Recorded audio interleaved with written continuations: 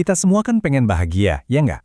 Tapi pertanyaannya, di mana sih kita harus nyarinya?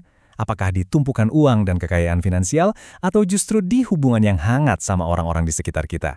Kayaknya jawabannya gampang ya. Tapi gimana kalau saya bilang, sains punya jawaban yang mungkin bakal bikin kita semua kaget? Ini nih pertanyaan klasik. Apa iya uang bisa membeli kebahagiaan? Sejak kecil kita diajarin buat ngejar stabilitas finansial, punya banyak uang. Tapi coba deh kita jujur sama diri sendiri. Apakah itu beneran sumber kebahagiaan utama kita? Ya mungkin kita mikir dua-duanya penting lah. Tapi kalau kita lihat apa kata penelitian ilmiah, gambarnya jadi jelas banget. Saat ditimbang, bukti nunjukin kalau kekuatan hubungan sosial itu dampaknya jauh lebih besar buat kebahagiaan kita. Oke, pertama-tama yuk kita bongkar satu mitos besar yang mungkin udah nempel banget di kepala kita semua. Mitos soal uang. Kita akan lihat apa kata data, bukan cuma sekedar kata-katanya. Nah, inilah yang disebut para ahli sebagai paradoks kebahagiaan. Aneh kan? Kita terus-terusan ngejar kekayaan seolah-olah itu jawaban dari segalanya, padahal bukti ilmiah yang kuat dari studi jangka panjang justru bilang sebaliknya. Kok bisa gitu ya? Mari kita bedah lebih dalam.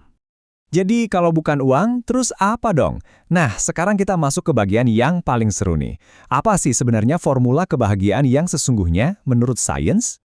Punya hubungan yang berkualitas itu ternyata manfaatnya bukan cuma bikin seneng sesaat loh. Orang-orang dengan ikatan sosial yang kuat, secara fisik terbukti lebih sehat, lebih tangguh ngadepin stres dan bahkan, iya, umurnya lebih panjang. Ini bukan cuma teori, ini data biologis yang benar-benar bisa diukur. Coba deh lihat. Ini kayak dua jalan yang beda banget. Di satu sisi, kalau kita terlalu fokus sama uang, ujung-ujungnya malah sering jadi stres dan cemas. Beda banget kalau kita memprioritaskan hubungan.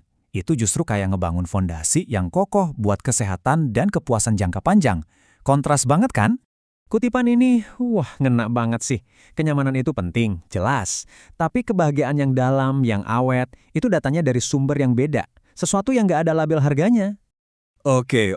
Ini semua masuk akal ya secara psikologis. Tapi ternyata ada penjelasan biologis yang kuat loh di baliknya. Yuk kita intip apa sih yang sebenarnya terjadi di dalam otak kita pas kita nyambung sama orang lain.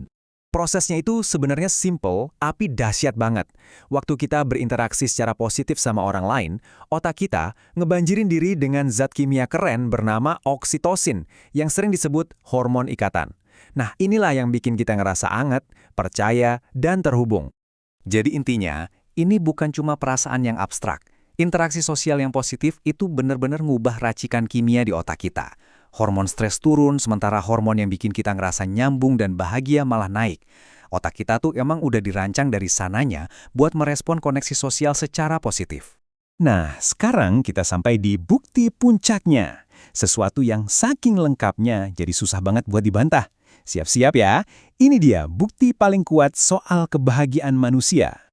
75 tahun. Coba deh bayangin, selama 3/4 abad, para peneliti di Harvard ngikutin kehidupan ratusan orang, dari mereka remaja sampai tua renta, cuma buat nyari satu hal.